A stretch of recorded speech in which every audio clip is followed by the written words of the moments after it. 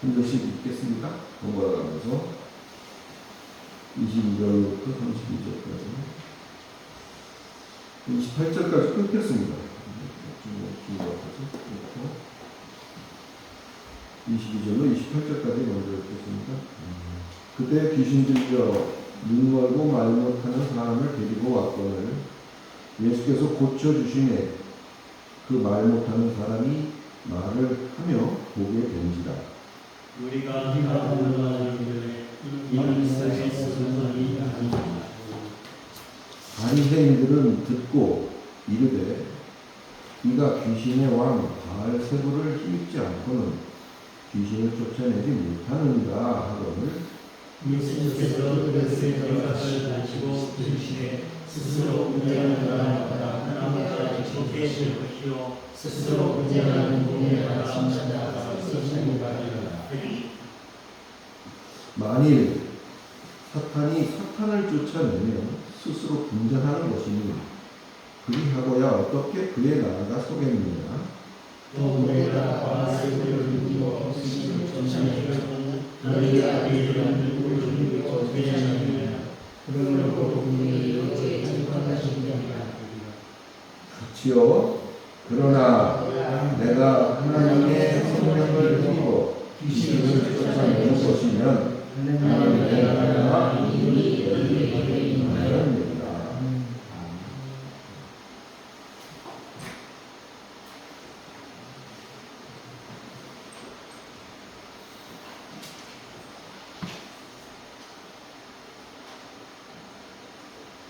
잘 지내셨나요?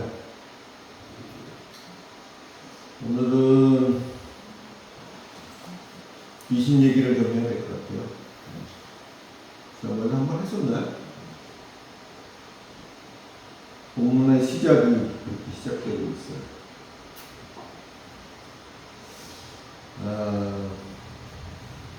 사실 할 얘기 되게 많습니다. 귀신에 대해서. 근데 이제 의미적으로 보면 우리가 특별히 동양권이기 때문에 그 귀신에 대한 생각이 달라요. 서양권하고 다른 부분을 우리가 오늘 좀 구별해서 얘기를 했으면 좋겠다. 의미적으로는 제가 일부러 이제 찾아봤어요. 특히 귀신 이런 거는 동양적인 사고방식으로서 사람이 죽은 뒤에 남는다는 넋을 귀신이라고 한다. 이렇게 사전적으로 정의가 되어 있습니다. 그냥 쭉 소개를 하는 거예요. 또 귀신 이렇게 이제 국어사전이나 보면 사람에게 화나 복을 준다는 신령 이렇게 되어 있어요. 그리고 또 하나는 어떤 일에 아주 재주가 뛰어난 사람을 귀신이다. 저 사람은 무슨 귀신이다. 우리가 낯설지 않습니다. 늘 하던 얘기잖아요. 그죠?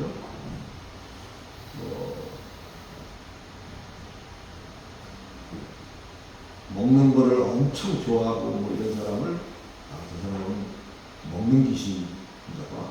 이렇게 하는 것이 거기에 나오는 세 번째 예가 됩니다. 이 얘기는 들으셔도 그만 안 들으셔도 그만인데 우리말 잡학사전이라는 게 있는데 거기에는 귀신에 대해서 이렇게 얘기를 하고 있어요. 귀라는 말은 음의 정기를 가지고 있는 영이고 신이라는 것은 양의 정기를 가지고 있는 영이다.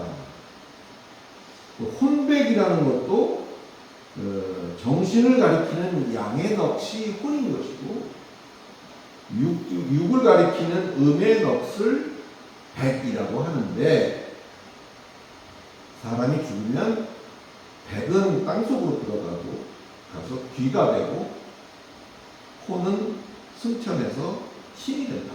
이렇게 잡학사전에 보면 그렇게 나와 있어요. 믿거나 말거나 또는 그렇거나 말거나 잡학사전에 그렇게 나와 있다는 얘기입니다.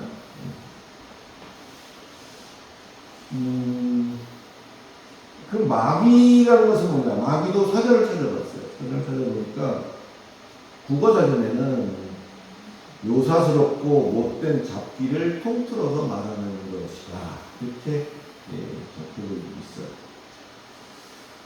있어요. 성경사전에는 마귀라는 것을 적대자라는 뜻으로 하나님과 대립하여 존재하는 악을 인격화하여 이루는 말이다. 그래서 이제 한국어 성경이 이렇게 이제 되기까지 히브리어로 된 구약 성경이 있었고요. 중간에 70인역이라고 해서 그 히브리어 성경을 전부 헬라어 성경으로 바꾸는 과정이 있었어요. 그래서 구약 성경, 그 다음에 히브리어로 된 구약 성경, 그 다음에 70인역이라는 헬라어 번역본이 있었고, 이제 각 나라 말로 번역하는 과정에서 이 70인역이 굉장히 많은 역할을 했고 영향을 미쳤고, 한국어 성경으로 변환되는 과정에서도 70인역과 그 다음에 먼저 바뀌어진 중국어 성경 또는 일본어 성경, 영어 성경 이런 것들을 참고로 삼아서 한국말 번역본이 생긴 거예요. 과정이 그렇게 됩니다.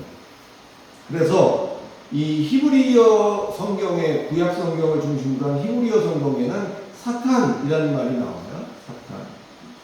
이 사탄이라는 말이 70인역으로 넘어오면서 디아볼로라는 헬라어를 썼습니다. 그래서 사탄을 디아볼로라고 헬라어로 번역을 1차 했던 거예요. 그걸 바탕으로 이제 우리말 성경이 영어 성경과 중국어 성경과 이런 것들을 참고로 해갖고 번역이 될 때 이제 개역 한글에서는 이것을 이제 번역하는 과정에서 디아볼로를 마귀라고 이제 번역을 했다. 이렇게 참고하시면 되겠습니다. 실제로 오늘 우리가 읽은 그 마태복음 12장 22절을 놓고 볼 때 대다수의 한글 성경, 개역 개정, 개역 한글, 표준 세번역, 또 그냥 세번역, 이런 대부분의 성경이 우리가 읽은 것과 똑같이 귀신 들려 이렇게 되어 있어요. 그때 귀신 들려 눈 멀고 말 못하는 이렇게 번역하는 게 대부분이다. 그런데 가톨릭 교회에서 주로 사용하고 있는 공동번역 성경, 또 그것도 공동번역 개정판이 나왔어요. 그것도 공동번역 쪽의 성경은 이것을 그때의 마귀 들려 눈 멀고 말 못하는 사람을 이렇게 거기에는 번역을 하고 있어요. 귀신이라고 하고 있기도 하고 마귀라고 하고 있기도 해. 그럼 귀신은 뭐고 또 마귀는 뭐냐? 여러 가지 아주 통일하려고 그렇게 하든지. 근데 그러한 과정을 거쳐서 오면서 이것저것 그때 좀 다르게 표현한 부분이 있다라는 것을 우선 여러분들 알아야 될 것 같아요. 동양권의 얘기를 했는데 동양권은 우선 지배적으로 중국이 대표적인 동양권의 선두주자라고 할 수 있지만 그 영향을 깊이 받은 한국, 일본 이런 쪽에서는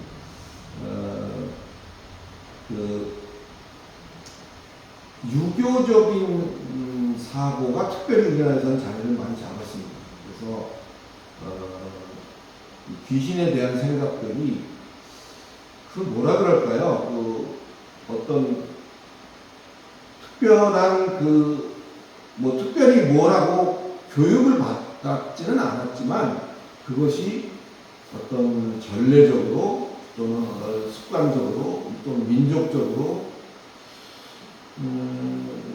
적당한 표현이 없긴 합니다만 그렇게 타고나는 어떤 감각과 느낌을 가지고 태어나는 그런 부분들이 있어요. 저도 한국인이고 저도 그렇습니다만 그래서 귀신 그러면 서양 사람들이 생각하는 것과는 상당한 차이가 좀 있다. 그 부분을 오늘 우리가 전제적으로 먼저 선제적으로 얘기 좀 해야 되지 않나. 그러니까 서양권에서는 오늘 이 본문에 나오는 부분을 귀신 들려라고 한 부분을 눈 멀고 말 못하는 한 사람이 있는데 그가 디모니악이다 이렇게 말했습니다. 디모니악, 디모니악, blind and dumb 이렇게 말했어요. blind라는 것은 눈을 보지 못한다는 것이고, dumb이라는 것은 말을 하지 못한다는 거죠. 그래서 디모니악 이렇게 표현하고 있다. 디모니악이다라고 말합니다. 디모니악은 사람이 디몬, 악한 영 이렇게 직역을 할 수가 있을 것 같아요. 사람이 디몬에 사로잡히거나 영향을 받는 상태를 디모니악 이렇게 말한다. 여기서 좀 새로운 관점을 하나 꺼내볼 수 있는데 이해가 됐으면 좋겠어요. 우리가 표현할 때 귀신이 됐건 마귀가 됐던 표현, 공통적으로 하고 있는 표현이 뭐냐면 들렸답니다. 들렸다. 귀신 들렸다, 마귀 들렸다. 이렇게 얘기해요. 어때요? 들렸다라는 말은 좀 피해자적인 표현이죠. 그죠? 이해하십니까? 귀신 들렸다. 그러면 그 사람은 그럴 생각이 없는데 귀신이 와서 확 이렇게 사로잡았다. 어떤 그런 피해자적인 어떤 뉘앙스가 이 말 속에 있는 거예요. 귀신이 들렸다. 근데 한번 생각해 보세요. 가만히 있는데 아무런 저기가 없는데 그런 일이 생길 수 있는가? 여기에 우리는 좀 초점을 맞춰볼 필요가 있다는 거예요. 아무도 이 부분은 그렇게 생각하고 싶지 않아 하죠.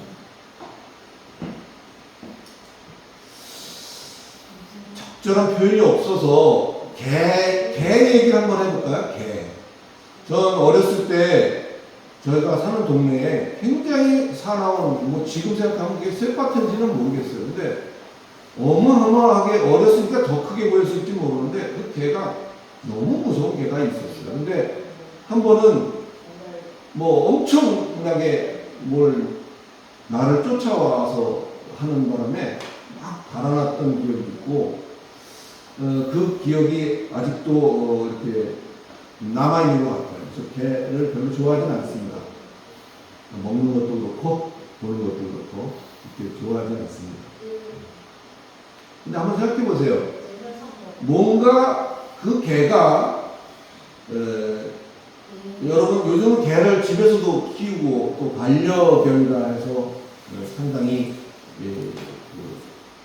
사람의 이게 유익한 존재로 이렇게 인식되어 온 것이 얼마 되지 않았습니다만,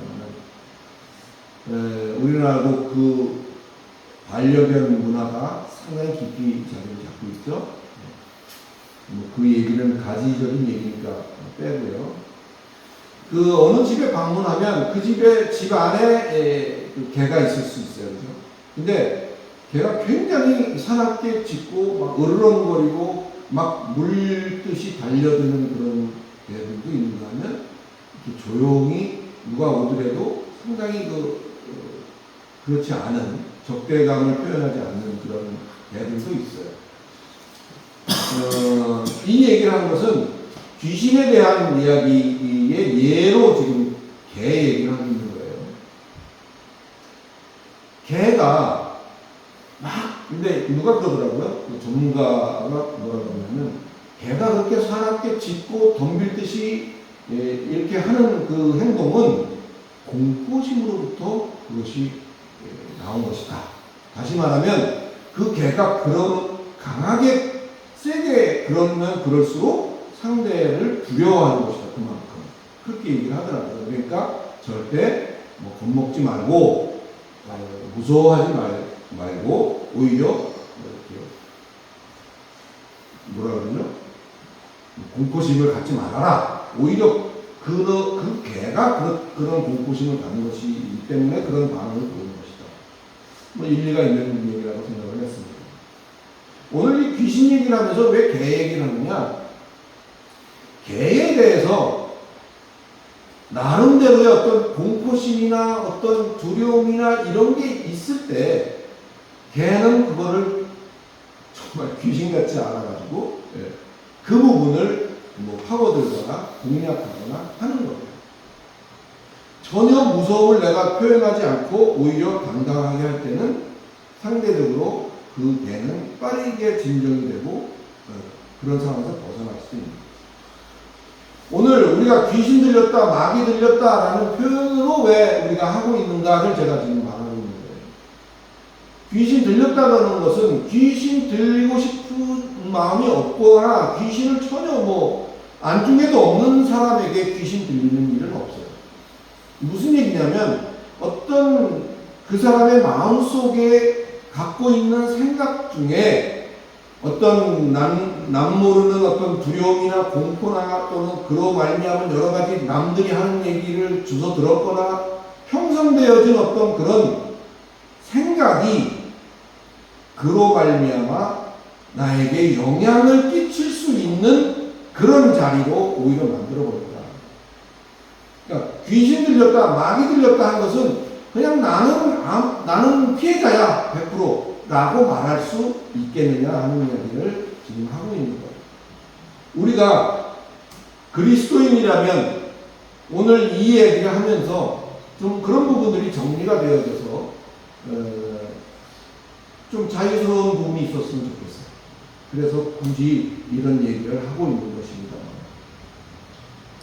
정확히 말을 하자면 이 디몬이라는 존재는요, 귀신과는 출신이 달라요. 출발점이 다릅니다.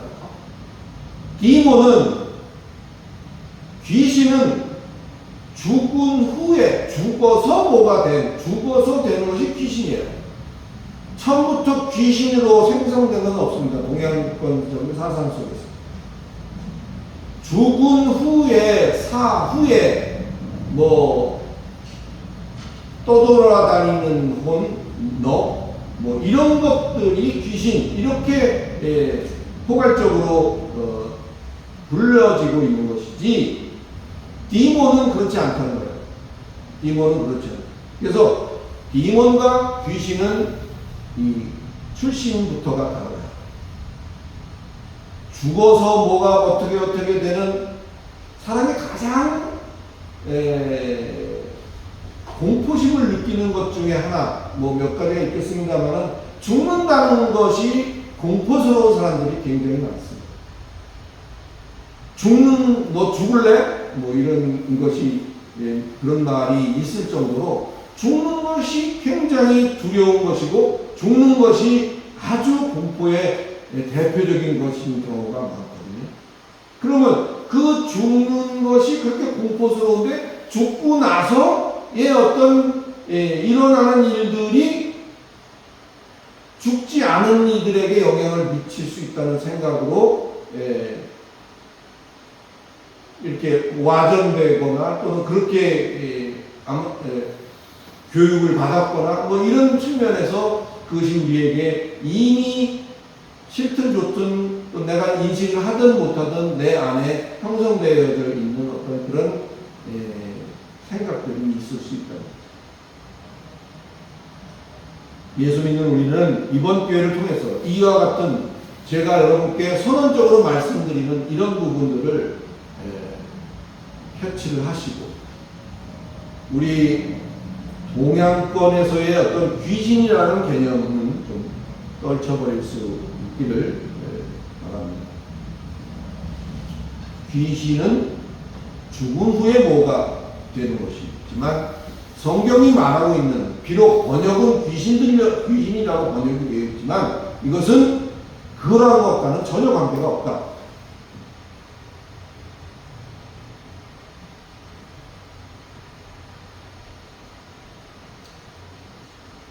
죽은 사람의 영혼이 산 사람을 괴롭히거나 해할 수는 없다. 이것이 성경적인 관점이에요. 성경에 귀신 들려서 뭐 이렇다 저렇다 하는 거 예수께서 고친 경우도 많이 나와 있고 실려 있지만 그 개념을 그렇게 생각하시면 안 된다는 거죠.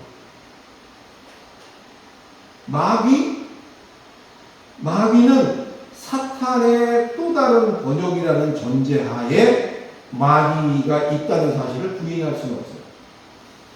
그러나 이 마귀라는 이 존재도 또 사탄이라는 이런 존재도 분명한 것은 절대자이고 유일하신 하나님의 권세 아래 있는 것들이다. 할렐루야. 그래서 그들이 하는 일은 자기 마음대로 뭐 하는 것 같지만 하나님이 허용하신 지극히 제한적인 일만 수행할 수 있는 것이다 라고 여러분 오늘 머릿속에 딱 기억하시기 바랍니다. 오늘 다른 거 다 잊어버리셔도 이거 한 가지만은 우리가 좀 기억을 하셨으면 좋겠어요. 뭐 욥기에 나오는 그 첫머리의 부분도 여러분 흥미롭게 보실 수 있어요. 그죠? 결국은 자기 마음대로 하는 거예요. 하나님 절대자이고 유일하신 그 전능하신 하나님의 허용하에 그 일을 벌리게 되는 것이죠.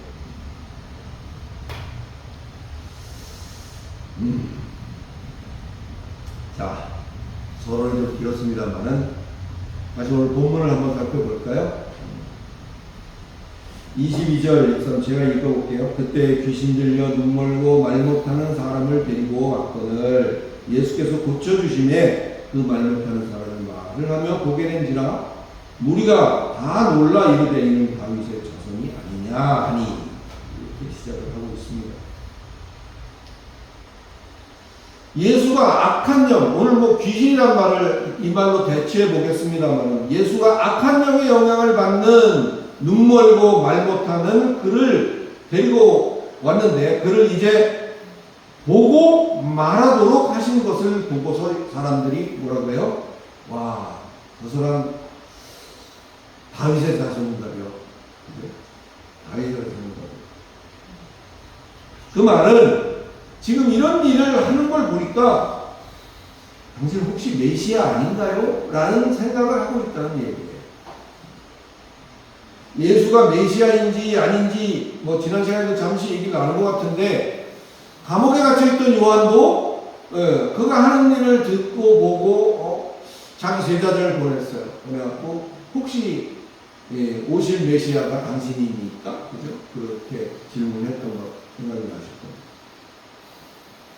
바리새인들은 그 대중들의 그러한 반응을 두고 못 봅니다.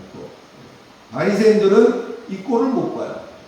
그래가지고 24절 이후에 이제 내용들을 보면 바리새인들은 듣고 이르되 이제 쭉 바리새인들의 얘기가 나오죠.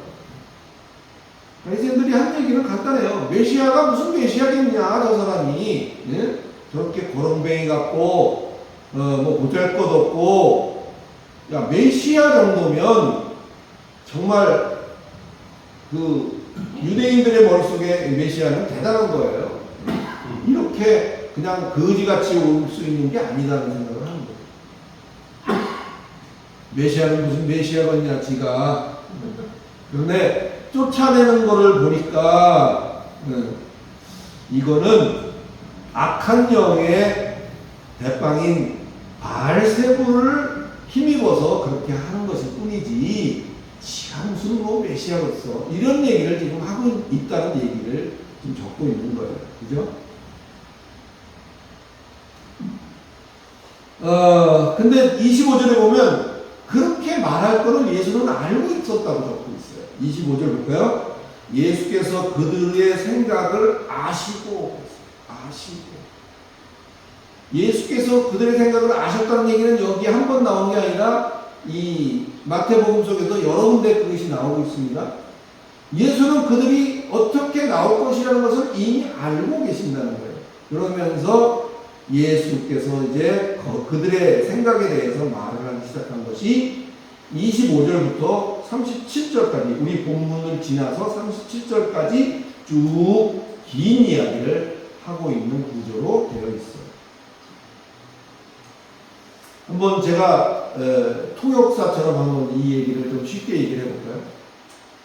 예수께서 이렇게 말했다는 거예요. 다 알고 바리새인들한테 어떤 나라가 있는데 그 나라가 서로 다투면 그 나라 꼴이 뭐가 되겠냐.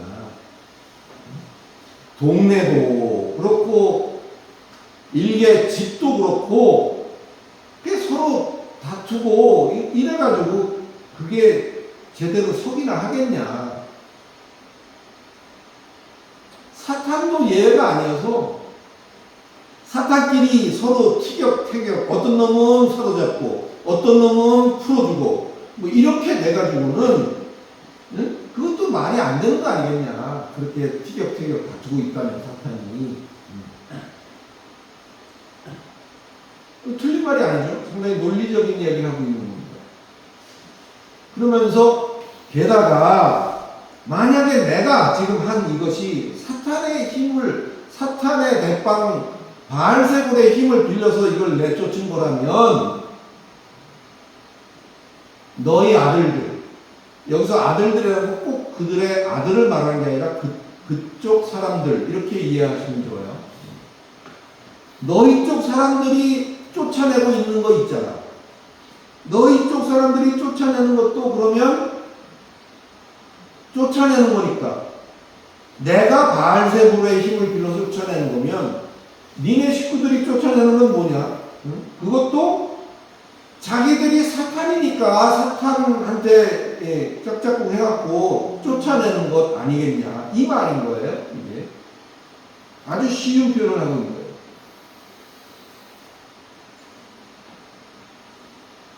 자기들이 스스로 사탄이니까 사탄을 힘입어서 사탄을 쫓아내는 게 되는 거 아니냐. 저들의 행동이 바로 스스로가 사탄이라는 것을 나타내는 것이다. 이것이 지금 너와 너희 바리새인들과 내가 하고 있는 시비, 너희와 나와의 시비, 그것에 대한 판결이 될 것이고 저들의 행동이 저희가 너의 재판관이 된다는 말에 지금 풀이를 하고 있는 거예요. 그들이 쫓아내는 그것도 그렇다면 사탄이 이 때문에 사탄을 쫓아낸 거 아니냐. 그러면 그들의 행동이 그럴진데 그들의 행동이 바로 너희와 나와의 시비의 판결이고 너희와 나와의 시비의 최종 선고가 재판이 판결이 될 것이다. 이 얘기가 지금 27절까지의 내용입니다. 그러나 28절을 보니까 내가 하나님의 성령을 힘입어 귀신을 쫓아내는 것이면 하나님의 나라가 이미 너에게 임하였느니라. 내가 하나님의 영, 소위 말하는 성령이라고 말할 수 있는 또 우리적인 표현으로는 성신 이렇게 말할 수 있는 그의 힘으로 내가 이 일을 한 것이라면 그 쫓아내는 것은 지금 당장 조금 아까 지금 당장 하고 한 일이지만 이 쫓아냄이라는 것에 대해서 이 헬라어 파싱을 보면요. 헬라어 파싱이라는 것은 뭔지 전에 설명을 했던 것 같은데 그 단어가 무엇이라는 것을 정확하게 헬라어는 이렇게 딱 역할이 있어요. 그래서 쫓아낸다는 이 말이 동사, 직설법, 현재, 능동, 단수 딱 이렇게 그 타이틀이 잡혀 있는 거예요. 그러니까 그 말이 그렇게 풀어줘야 된다는 거예요. 그러니까 쫓아낸다는 거는 동사 맞아요. 그리고 무슨 뭐 비유법을 쓴 게 아니라 가정법이 아니라 직설법이라는 것은 그냥 일반적으로 말하는 그런 것을 얘기하는 것이고 단지 시제가 현재라는 것을 말하고 있어요. 현재인데 능동적인 것이고 능동태 반대는 뭐죠? 수동이죠. 단수의 반대는 복수고 그래서 이 쫓아낸다는 것은 내가 성령의 힘을 덧입어서 쫓아내는 것은 현재적인 일이지만 이것을 강조하는 이유가 있어요. 그 하나님의 나라라는 것은 통치입니다. 통치가 이루어진 것이 나라예요. 하나님의 나라, 하나님의 통치는 진작부터 있었던 것이다. 그 말이에요. 임하였다는 말, 여기 28절에 보시니까 내가 하나님의 성령을 힘입어 귀신을 쫓아내는 것이면 하나님의 나라가 이미 너희에게 뭐였느니라? 임하였느니라 이렇게 되어 있어요. 여기에 쓰인 임하였느니라는 이 말은 물론 우리 말고 임하였느니라고 해서 번역을 제대로 했습니다만 이 임하다는 이 동사도 헬라어를 봐도 정확하게 과거적인 것으로 딱 못이 박혀 있다. 이거는 번역하는 사람의 기분에 따라서 과거로 얘기하기도 하고 현재로 얘기하기도 하고 이래서는 안 된다는 거예요. 딱 과거로만 번역해라 라고 딱 거기에 옵션이 걸려 있는 거예요. 임하다는 것은 이미 과거적인 걸로 임한 거예요. 여러분 과거라는 의미를 아세요? 현재, 과거, 미래 있다고 하면 현재는 지금 하고 있는 거잖아요. 지금의 상황. 과거는 뭐죠? 이미 되어져 있는 상황. 이미 끝난 상황. 뭐 이런 걸 얘기하는 거예요. 그 임하였다는 것은 하나님의 나라가 임하였다는 것은 앞으로 하나님의 나라가 임할 것이다. 물론 임할 것을 우리가 기대하고 고대하는 것도 있죠. 좀 다른 성격을 가지고 있는 거예요. 이미 하나님의 통치는 이미 있다. 이미 있었다. 내지는 이미 있다. 이렇게 말할 수 있는 거죠.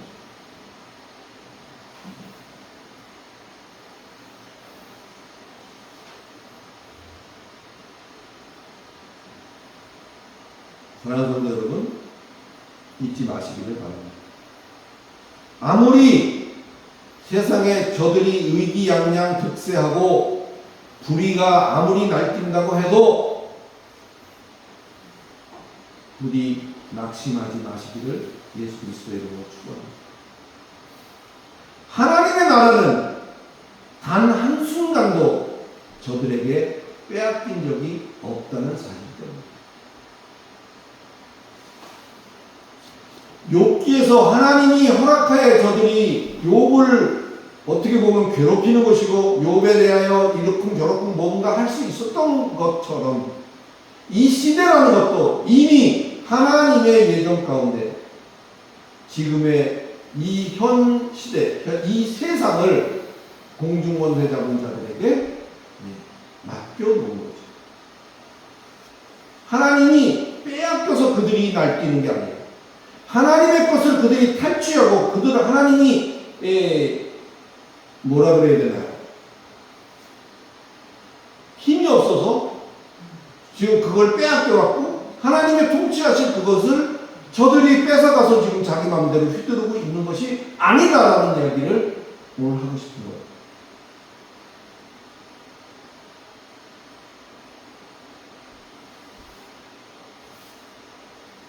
이 세상이 왜 지금 이렇게 되어 있는지 궁금해하는 뭐 그런 부분도 있을 수 있어요. 모순일 수도 있고 내가 하나님을 믿고 하나님의 권속이 되었고 또 하나님을 섬기고 뭐 하나님을 대장 삼아서 우리가 뭐 찬송가에도 그런 얘기 나옵니다만 대장 예수다라고 그런 얘기도 나옵니다.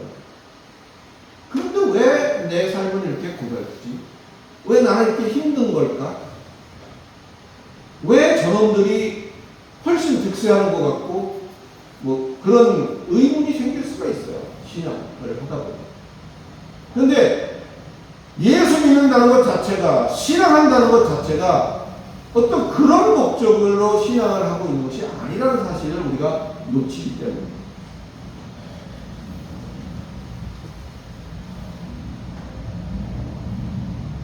지금 우리가 하고 있는 우리의 이 싸움은 그런 빼앗긴 것을 되찾기 위한 싸움이 아니라 하나님이 이미 베푸신 구원의 은혜와 사랑을 깨닫는 깨달은 바 우리 자신의 그 믿음을 지켜내고 더 장성한 분량에 이르도록 하려는 그 거룩한 싸움에 매진하실 수 있기를 그리스도 예수 이름으로 축원합니다.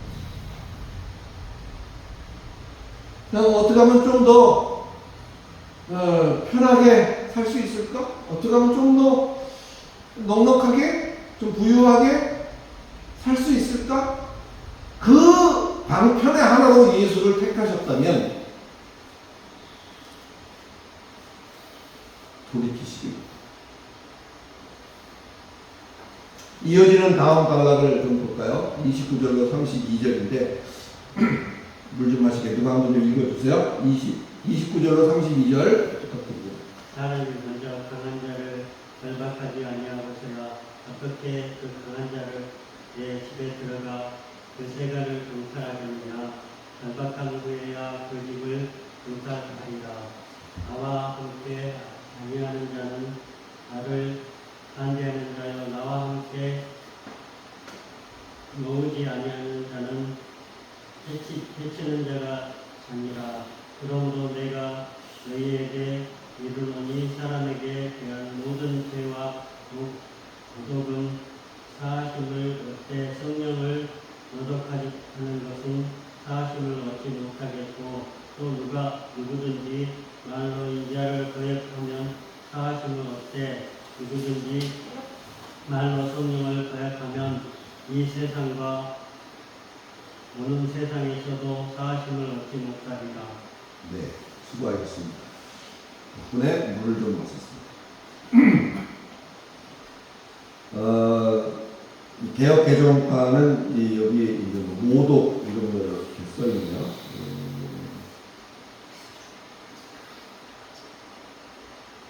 먼저 개혁 한글에는 이걸 회방 뭐 이런 표현을 썼어요. 좀 단어가 달라졌습니다. 지금 읽으신 이 본문도 사실은 난제에 속합니다. 여러 가지 좀 난해한, 이해하기 좀 난해한 부분이 없지 않아 있어요. 오늘 최대한 쉽게 제가 여러분에게 설명을 해드릴게요. 자, 같은 잘못을 해도 그 사람의 그 잘못이 고의적인 것이냐 아니냐에 따라서 우리 사회적인 법에서도 뭐라 그러죠? 죄질을 달리 좀 평가합니다. 그래서 고의성이 있다고 할 때는 조금 더 과한 형, 또 그렇지 못할 때는 또 좀 덜한 형을 선고하기도 합니다. 성경도 그래요. 오늘 본문 속에 이제 예수를 대적하는 우리의 대표로 지금 나와 있긴 하죠. 바리새인들 이렇게 대표로 나와 있는데, 바리새인들의 경우는 어디에 속할까요? 고의적인 건가요? 아니면 우발적으로 그냥 이렇게 하는 건가요? 물어보나 마나 자신의 아성에 도전하는 예수를 저는 어떻게 하면 저를 죽일까? 이런 얘기가 지난 시간에 있었잖아요.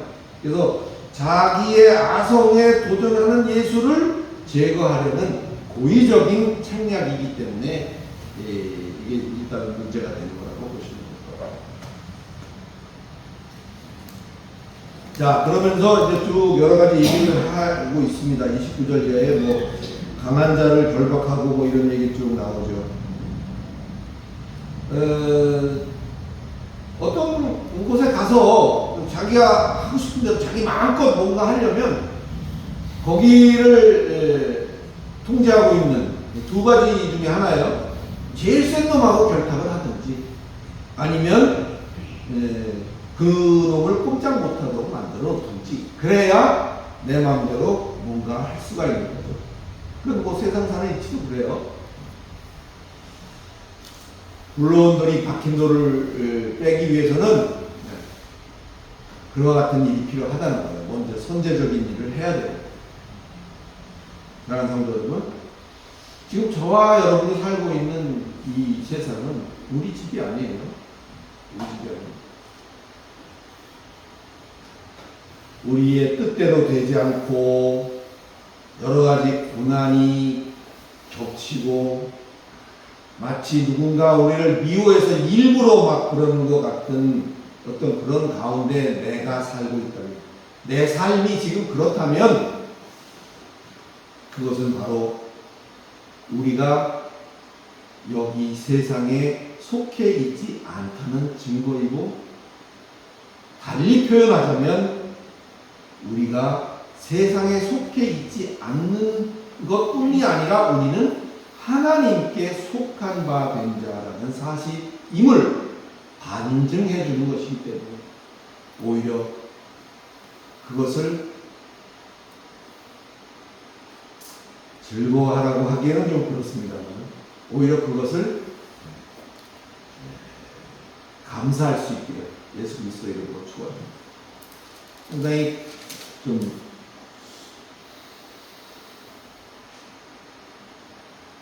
여러 가지 할 얘기가 있겠습니다.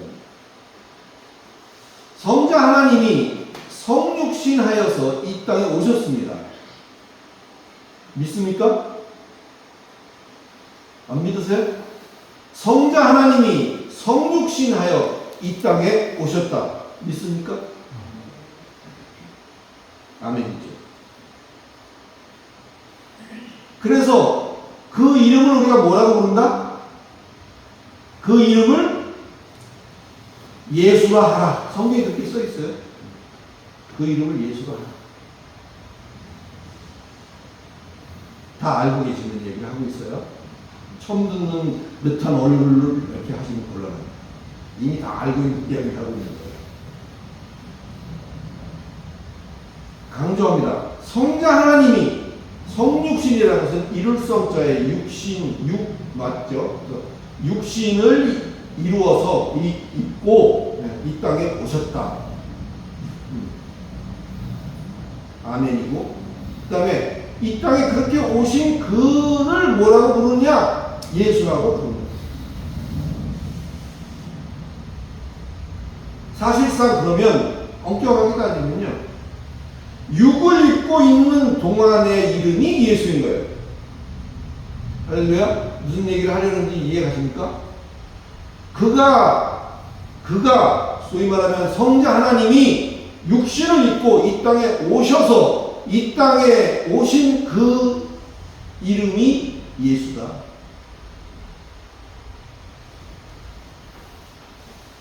지금은 어디 계세요? 지금은 어디 계세요? 하늘에 계시죠? 그 사도신경 할 때마다 우리가 늘 하잖아요. 그죠? 지금은 육을 벗고 보좌 우편에 계신 것. 본래 삼위 중에 하나의 모습으로, 네. 지금 육신을 입고 거기 가 계신 건가요? 아니죠.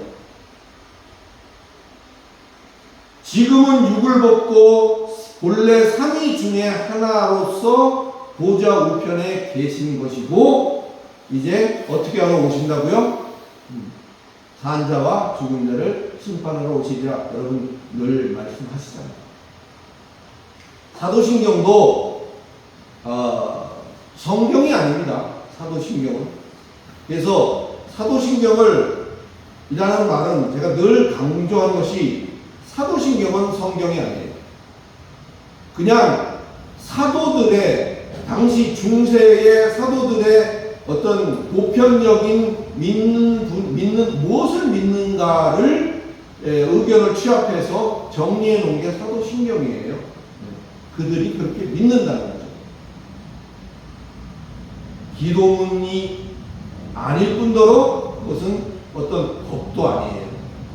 그냥 사도들이 그렇게 믿었다는 것을 얘기하는 것이고, 나는 이런 신앙을 갖고 있습니다 라고 말을 하자는 것이 사도신경을 우리가 같이 읽는 거예요. 읽는 이유가 거기 있어요. 물론 우리끼리, 자, 고대철 씨는 어떻게 믿어요? 또 누구는 어떻게 믿어요? 서로 믿는 바를 다 적어서 제출하고, 그 적어서 제출한 바를 총망라해서 간략한 문장으로 만들어서 예수천 신경 이렇게 만들 수도 있어요. 이거는 뭐 미친 얘기를 하는 게 아니라 잘못된 얘기를 하는 게 아니라 사도신경이 그랬듯이 우리만의 신경을 만들 수도 있다는 이야기를 하는 거예요. 그래서 그거를 정리해서 우리끼리 딱 이거를 우리는 이렇게 하기로 합니다. 어떻습니까? 좋습니까? 네, 좋습니다. 찬성하고 땅땅 당회적으로 이걸 인정을 하면 예를 들어서 예수천 신경으로 할 수도 있어요. 그걸 안 했을 뿐이지. 굳이 그렇게 할 필요가 없다고 생각해서 안 했을 뿐이지. 이해가 가십니까? 무슨 얘기를 하는지. 그래서 소론이 길어진 것 같습니다만, 육을 벗고 삼위 중에 하나로서 다시 보좌 우편에 계신 것, 그리고 이제 그 이후에 다시 오신다는 것이 사도신경에도 나타나 있다. 자, 그러면 예수가 성자 하나님이 성육신을 해서 이 땅에 오신 목적은 뭐예요? 예수라는 이름으로 불리면서 이 땅에 그가 오신 목적은 뭔가? 마태복음 1장 21절이에요.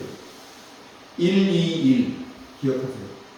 그래서 여러분이 누가 여러분에게 묻는다면 예수가 뭐하러 이 땅에 오신 건가 묻는 사람이 있다면 혹시 마태복음 1장 21절 보세요.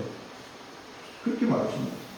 그가 자기 백성을 저희 죄에서 건져내기 위해서 왔다라고 거기에 오신 목적이 딱 밝혀져 있습니다.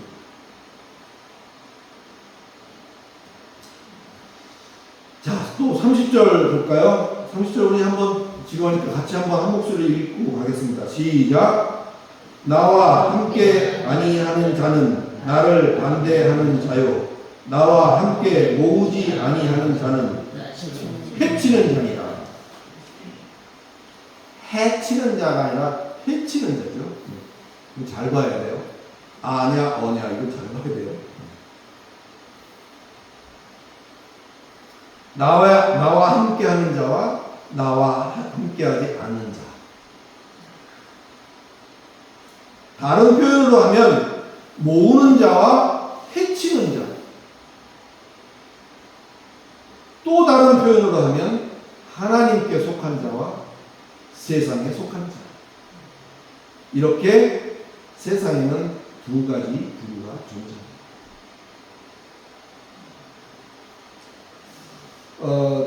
조금 어렵다면 어려울 수 있는 얘기를 좀 한번 해볼게요. 굉장히 그러나 들어두시면 유익하실 거예요. 흥미로운 게 있는데 이 모으다라는 단어, 이 모으다라는 단어는 헬라어로 쉰아고입니다. 쉰아고. 쉰 보리밥이 아니고 쉰아고.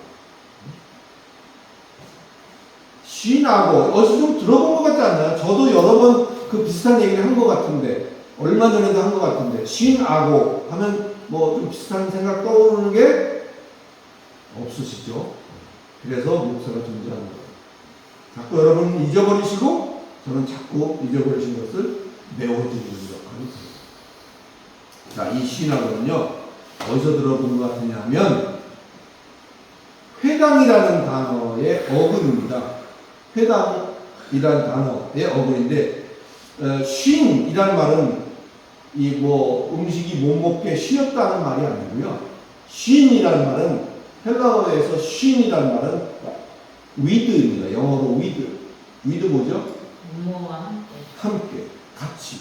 그게 with. 그게 쉰이에요. 아고라는, 그래서 쉰아고가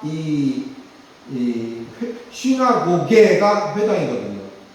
쉰아고가 모으는 것이고 쉰아고개가 회당이에요. 그러니까 이게 비슷하게 흘러가죠. 쉰아고개가. 아고는 이끌다는 거예요. to lead, 영어로 L-E-A-D, lead, 이끌어가는 거예요. 함께 이끌어가는 감, 이것이 쉰아고이고, 쉰아고개, 거기에서부터 발전돼서 lead together, go together, 이런 의미를 가지고 있는 것이 쉰아고의 의미이고, 거기서부터 발생한 것이 오늘날 교회의 전신의 전신이라고 할 수 있는 회당이라는 것의 의미에 포함되어 있다. 따라서 교회도 담임 목사 혼자 하는 거예요? 담임 목사 혼자 가자면 가는 거고, 그게 아니라 함께, 그죠? 함께 울력해서, 이 울력이라는 단어가 있어요. 평소에 잘 쓰지 않는 단어이긴 합니다만 협력 이런 것과 비슷한 단어이긴 합니다. 울력이라는 말은 불교 쪽에서도 또 많이 쓰고 있는 단어예요. 함께 울력해서 가는 것, 그것이 회당이요, 교회요, 또 모으는 것이요, 신하고이다. 이렇게 기억을 해주셨으면 좋겠습니다. 그리고 또 여기에 쓰인 이제 그 해치다라는 단어, 해치다라는 것은 해를 주는 거죠. 근데 해치다라는 것은 뭔가 이렇게 덮여있거나 이런 거를 이렇게 흐트러뜨리는 거, 분산시키는 거, 그게 해치다입니다. 이 단어는 스콜피조입니다. 스콜피조. 이 스콜피조는 여러분이 잘 아는 스콜피온 들어보셨죠? 스콜피온이 뭔지 아세요? 전갈을 영어로 스콜피온이라고 해요. 전갈. 그래서 이 말이 훗날 영어에 영향을 미친 것이 이제 뭐 스콜피오, 스콜피온, 이게 다 그 같은 식구들입니다. 같은 문중이에요. 단어 문중입니다. 또 이 스콜피조의 또 다른 유관어가 뭐냐면 스코포스예요. 스코포스. 이 스포코스라는 말은 신약에 딱 한 번 나오는데 빌립보 3장 14절입니다. 한번 찾아보고 싶죠? 네, 빌립보 3장 14절. 보고 넘어가겠습니다. 마태, 마가, 누가 어디가 누가 먼저 찾으시면 읽으세요. 부담 갖지 마시고.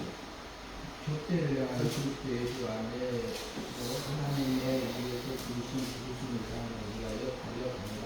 네. 14절에 표대를 향하여, 표대를 향한다. 표대가 스콜피오, 스코포스예요. 스코포스. 스코포스가 표대다. 자, 여러분 저를 한번 보세요. 영화 좋아하시는 분들 혹시 있는지 모르겠지만 그 저격수가 멀리서 이렇게 라이플에 스코프를 달죠. 망원경을 갑니다. 그죠? 그것이 이 스코포스에서 나온 말이 스쿠프예요. 스코프. 그래서 마이크로스코프가 뭘까요? 마이크로스코프? 현미경입니다. 이해가세요? 마이크로스코프. 스코프라는 거는 그렇게 볼 수 있는 도구. 그게 스코프예요. 특별히 멀리 있는 것을 가까이 볼 수 있는 것도 스코프예요.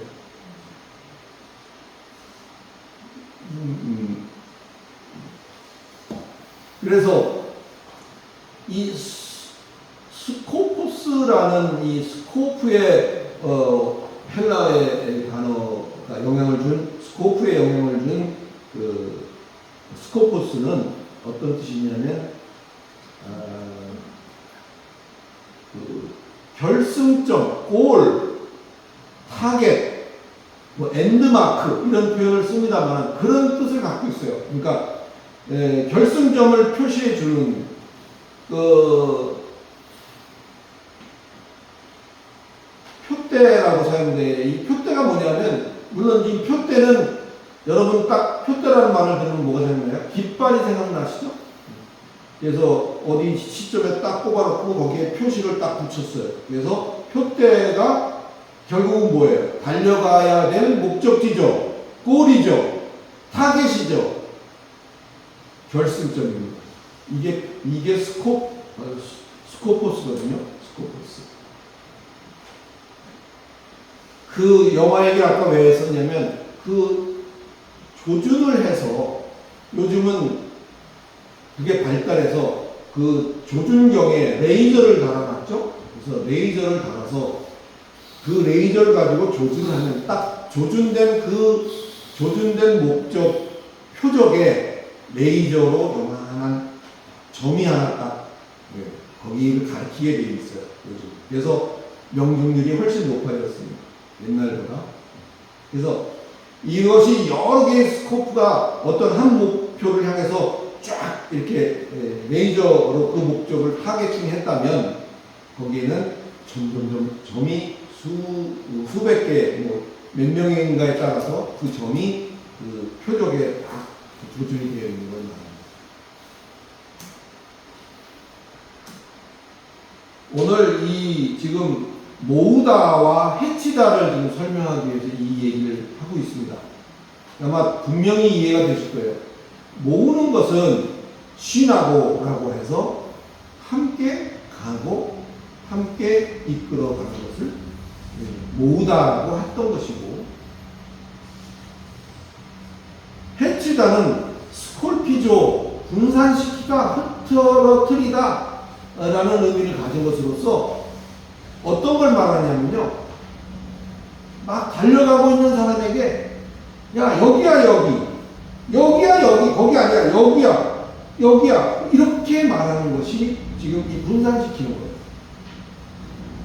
하나의 타겟을 두고 표대를 두고 달려가는, 함께 달려가는 것이 모으는 것이고, 지금 달리긴 달려야 되겠고 달려가려고 하거나 달리는 중에 있는 사람에게 여기야 저기야 여기야 저기야를 계속 이렇게 하고 있는 것이 해치는 거예요. 무슨 얘기죠? 어떤 표대를 향해 가고자 하는 것이 분산된다, 그 말의 뜻을 여기서 하고 있는 거예요. 해치다와 모으다의 지금 그 의미를 지금 여러분께 설명해 드리고 있습니다. 마라톤으로 비유하자면 좀 이해가 더 훨씬 쉽죠. 그렇죠? 분명히 결승점이 저기고 골인 할 때가 저긴데, 지금 모으다라는 것은 함께 그쪽으로 그 결승점을 향해서 가는 것이고, 어떤 방법을 의논하고 어떻게 가는 게 좋겠냐 이렇게 해서 가는 것이 모으다라면, 해치다라는 것은 뭐예요? 야 여긴가 봐, 거기가 아닌 것 같은데 여긴 것 같은데, 이런 여기저기를 흩어놓는 것, 결국은 겨냥만 하고 거긴가 봐 저긴가 봐 하다가 결국은 도달하지 못하는 상황, 그것이 해치는 것이다, 이렇게 설명해 볼 수 있겠습니다. 사랑하는 성도 여러분, 지금 우리가 사는 이곳에는 아까 말했듯이 세상에 속한 자들과 하나님께 속한 자들이 있다는 것을 우리가 먼저 분명히 인식할 수 있기를 바랍니다. 지금 세상은 공중 권세 잡은 자에게 맡긴 바 되어 있지만, 멀지 않아 이 세상은 그리스도의 나라가 될 것입니다. 성자 하나님 예수가 이 땅에 다시 오시는 그때 그리스도의 나라가 되어서 만왕의 왕 되시는 성자 예수와 함께 왕노릇하며 우리는 천년을 같이 지내다가 기간이 차면 백보자 심판을 통해서 아버지 나라에 들어가서 아버지 하나님과 함께 영원한 복락을 누리게 되는 것임을 분명히 인식하시기를 다시 한번 예수 그리스도의 이름으로 축원합니다. 내가 믿는 것이 무엇인가를 명쾌하게 한마디로 정리하실 수 있어야 돼요. 이렇게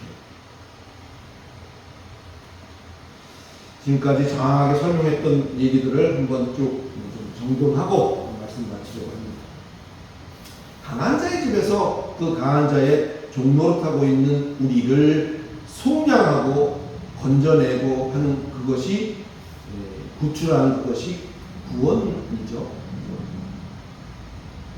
30절에서 강한 자와 함께하는 자는 예수와 함께하지 않는 자요, 예수를 대적하는 자요, 모으지 않고 오히려 해치는 자가 되어 있다고 말하는 그 의미를 잘 깨달아야 할 것입니다.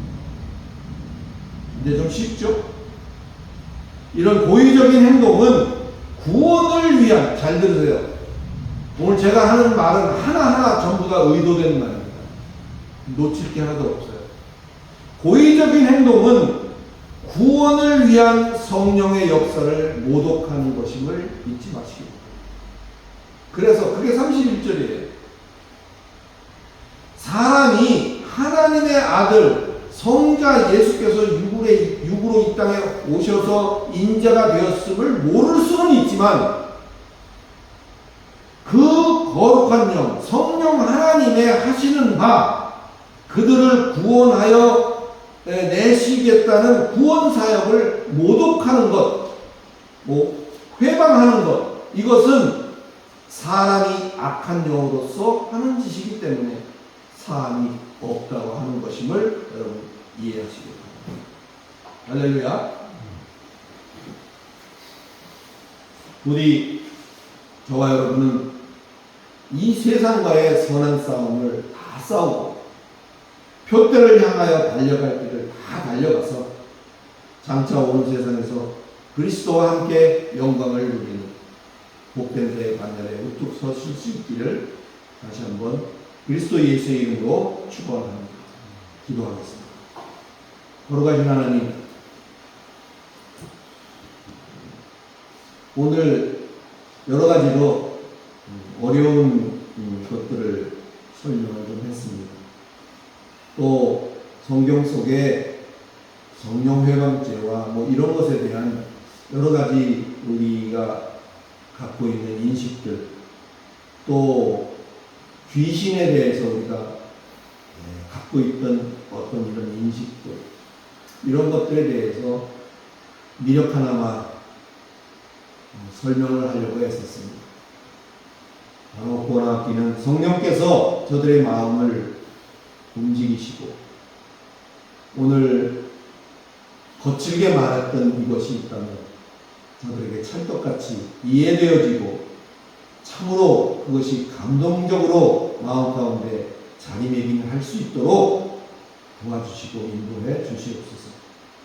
그리하여 세상 어떤 것에도 이제 얼마 남았을지 우리가 알 수 없으나 또는 우리 생애는 지나가고 또 다음 생애, 우리 후손들의 생애 속에서 이루어질 수도 있는 일이겠지만 천국이 가까웠노라 라고 예수께서 제자들을 부르시며 그들에게 주어주신 그 의미를 잘 깨닫고 우리의 정말 살아가는 그 사소한 일상 속에서 우리가 그런 것들을 발견하고 느끼고 또 거기에 대해서 주저함 없이 올바른 선택을 할 수 있는 우리 모두가 될 수 있도록 하나님 도와주시옵소서.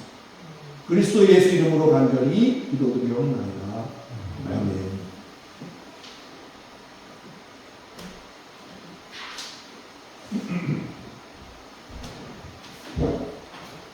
찬송가 한 장 부르죠. 412장으로 들고 412장 부르시면서 동원하시겠습니다.